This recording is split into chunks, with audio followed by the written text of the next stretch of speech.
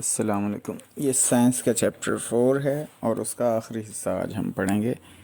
اس کا عنوان ہے انسانی زندگی کے مختلف مراحل، different stages in human life. انسانی زندگی مختلف مراحل پر مشتمل ہوتی ہے: شیرخوارگی، بچپن، جوانی اور بڑھاپا۔ شیرخوارگی یعنی انفینسی۔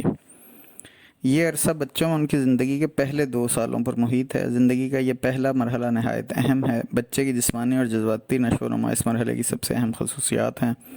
اپنی زندگی کے ان پہلے 24 ماہ میں ایک اوسط بچے کا کافی وزن حاصل کر لیتا ہے۔ اسی عرصے میں اس کے دانت نکل آتے ہیں، بچہ چلنا اور بولنا بھی شروع کر دیتا ہے۔ صرف 3 ہی ماہ میں وہ رنگ اور شکل میں تمیز کرنا شروع کر دیتا ہے۔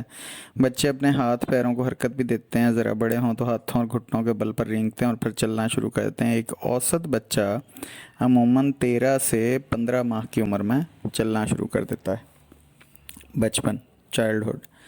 ابتدائی بچپن کا مرحلہ 2 سے 6 سال کے عرصے پر محیط ہے۔ اس عرصے کے دوران بچے کی سوچ، یادداشت، اپنے اور دوسروں کے جذبات کو سمجھنے کی صلاحیت اور سماجی دنیا سے اس کے تعلقات میں ایک بہت بڑا انقلاب رونما ہوتا ہے۔ اس عرصے میں بچے کے جسمانی اور ذہنی رویوں کی نشو و نما بھی عمل میں آتی ہے۔ بچپن کے بعد کا مرحلہ 6 سے 12 سال کی عمر تک محیط ہے۔ اس مرحلے کے دوران بچے میں فیصلہ کرنے کی صلاحیت، وجوہات اور دلائل پیش کرنے کی صلاحیت، سماجی سوجھ بوجھ اور خود آگاہی اپنے عروج پر پہنچ جاتی ہے۔ نوجوانی۔ یہ بچے کی جسمانی، نفسیاتی اور سماجی نشو و نما کا ایک دور ہے جو قریباً 13 سے 19 سال کی عمر پر محیط ہے۔ اس عرصے کے دوران بچے بچپن سے جوانی کے مرحلے میں داخل ہوتے ہیں۔ یہ مرحلہ بچپن اور جوانی کے درمیان ایک پل کا کام کرتا ہے، اس لیے بچے میں بلوغت کے آثار نمودار ہونے لگتے ہیں۔ عرف عام میں اس کو پیوبرٹی کہتے ہیں۔ جوانی اور بڑھاپا، ینگ اینڈ اولڈ ایج۔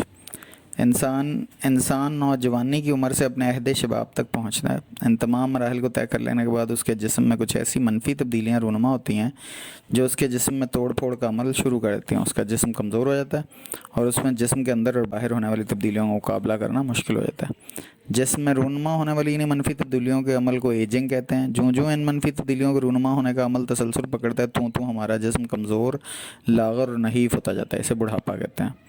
جبکہ حالات اس حد تک جا پہنچتے ہیں کہ ہمارے مختلف نظام کام کرنا چھوڑ دیتے ہیں اور موت واقع ہو جاتی ہے۔ بڑھاپے کے دوران ہونے والی کچھ تبدیلیاں درج ذیل ہیں۔ بڑھاپے کا عمل دل اور اس سے منسلک ویسلز پر گہرا اثر ڈالتا ہے۔ ویسلز کی لچک کم ہو جاتی ہے جس کی وجہ سے خون کا پریشر بڑھ جاتا ہے اور ویسلز کے پھٹنے کا ڈر ہوتا ہے۔ ہڈیوں پر بڑھاپے کا عمل تیزی سے اثر نہیں کرتا۔ آہستہ آہستہ ہڈیوں میں آرگینک مادے کی کمی واقع ہو جاتی ہے اور اس کی جگہ سالٹس جمع ہو جاتے ہیں جس کی وجہ سے وہ بھربھری اور خشک ہو جاتی ہیں۔ اگلا عنوان ہے ورزش اور صحت یعنی ایکسرسائز اینڈ ہیلتھ۔ ورزش آپ خواہ اکیلے میں کریں یا گروہ کی صورت میں، یہ خوش کن عمل ہے۔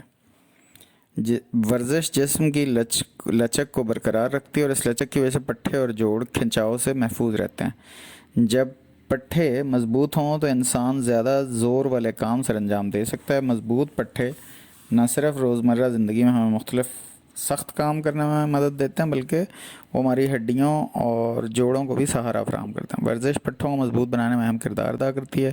بعض لوگ جو ورزش نہیں کرتے لیکن بہت زیادہ کھاتے ہیں، ان میں غذا سے حاصل ہونے والی فالتو انرجی فیٹ کی شکل میں ان کے جسم میں ذخیرہ ہو جاتی ہے اور وہ لوگ موٹاپے کا شکار ہو جاتے ہیں۔ ورزش موٹاپے سے بچنے کا واحد ذریعہ ہے کیونکہ یہ خوراک سے حاصل ہونے والی فالتو انرجی کو جلانے میں مدد دیتی ہے۔ ہر انسان ورزش کر سکتا ہے، خواہ کسی عمر کا کیوں نہ ہو، مگر دل کی بیماری میں مبتلا لوگ اور ذیابیطس کے مریض کو ڈاکٹر کی ہدایت کے مطابق ورزش کرنی چاہیے۔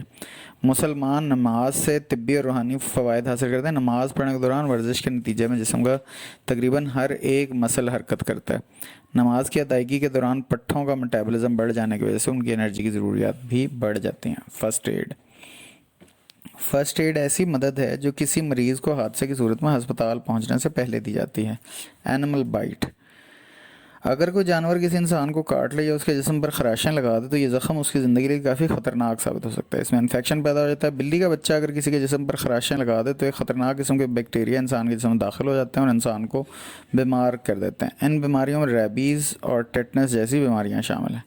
اگر خراشوں کی وجہ سے آنے والے زخم سے یا جسم کا وہ حصہ جہاں جانور نے کاٹا ہے اس سے خون بہ رہا ہو تو اس جگہ کو کسی بہت ہی صاف پٹی سے زور سے باندھ دیں تاکہ خون بہنا بند ہو جائے. زخم کو اچھی طرح پانی سے دھوئیں تاکہ آپ کو اندازہ ہو کہ زخم کس قدر گہرا ہے.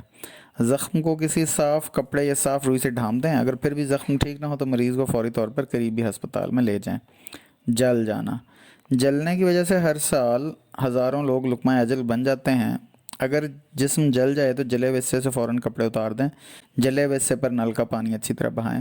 جلے ہوئے حصے پر برف کا استعمال بالکل نہ کریں. جلے ہوئے حصے پر مکھن، گریس، تیل، انڈا یا ٹوتھ پیسٹ یا پاؤڈر نہ لگائیں. زخم کو صاف پٹی سے ڈھانپ دیں. اگر زخم بہت زیادہ ہو تو مریض کو فوراً ہسپتال لے کر جائیں. آنکھ کا زخم، آئی انجری. آنکھ میں اگر معمولی خارش ہو تو یہ پانی سے دھونے سے ٹھیک ہو جاتی ہے. اگر ریت یا مٹی کے ذرات آنکھ میں داخل ہو جائیں تو آنکھ کو نہ رگڑیں کیونکہ اس سے آنکھ کے اوپر والے غلاف کے زخمی ہونے کا خدشہ ہے.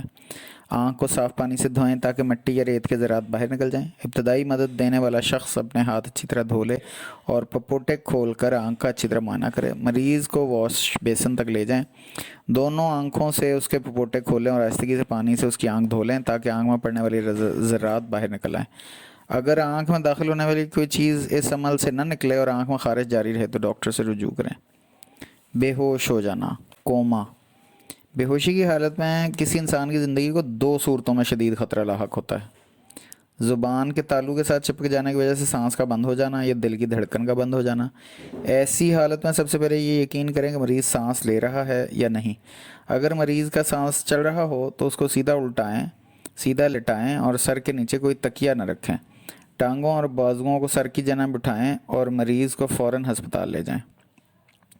اگر مریض سانس نہ لے رہا ہو تو لیٹے ہوئے مریض کو تھوڑا سا اوپر اٹھائیں تاکہ سانس کی نالی سیدھی ہو جائے. مریض کا منہ کھولیں اور اگر ابھی بھی منہ میں کوئی رکاوٹ ہے جیسے کہ منہ میں خون، قے یا کوئی رطوبت اکٹھی ہونے کی وجہ ہے تو منہ صاف کریں. اس طرح کرنے سے ممکن ہے کہ سانس کا راستہ صاف ہو جائے اور مریض کا سانس چلنے لگے. اگر مریض اب بھی سانس نہ لے رہا ہو تو اسے مصنوعی سانس دینا شروع کریں. اگر سانس چلنا شروع ہو جائے تو مریض کو ہسپتال تک لے جانے کا بندوبست کریں. سانپ کا کاٹنا، سنیک بائٹ. اگر سانپ کاٹ لے تو مندرجہ ذیل ابتدائی طبی امداد دیں. اس جگہ کو سختی سے باندھ دیں تاکہ زہر آگے نہ جانے پائے. زخم کو فوراً دھوئیں تاکہ زہر ختم ہو جائے. مریض کو فوراً نیچے لٹا دیں تاکہ وہ ساکن ہو جائے اور جسم میں زہر نہ پھیل سکے. زخم نہ چوسیں، اس طرح ابتدائی مدد دینے والے کے منہ میں جانور کا زہر داخل ہو سکتا ہے. خون کو بہنے سے نہ روکیں اور مریض کو ہسپتال لے جائیں. چوتھا سبق بھی ختم ہوا. السلام علیکم.